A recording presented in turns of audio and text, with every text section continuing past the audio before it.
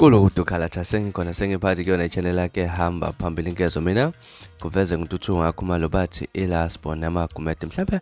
makuthi usemusha la ekhaya phinde ngicela uqinisekise ukuthi uyasubscribe ungakhohlwa ukukhomenta nokulike kanjalo futhi nokushare kuyikhona okukhulu kunakho konke bafethu. Umculo maskandi uZanefa ngeti lapha usevele wazifakela isicoco ubathandi bomculo kamaskandi lapha kuze ngemuva nje weposta ke wayifaka lapha ekhasini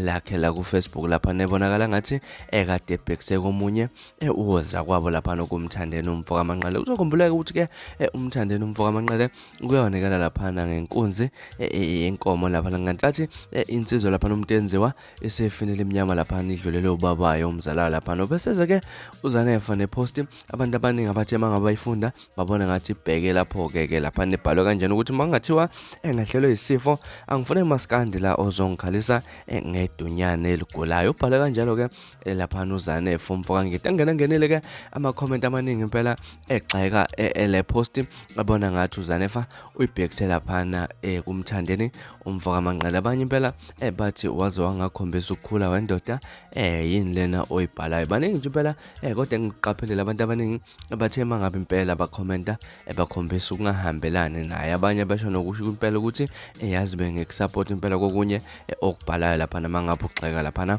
umthandeni umfoka amanqele kodwa manje nje uvele wabhubhudla nje ayikho lento ekhuluma yona. Mhlawumbe ke ukuthini kwakho ukuphawula ngalolu daba ake siphinde futhi sihlangane lapha no comment section ke siqedele khona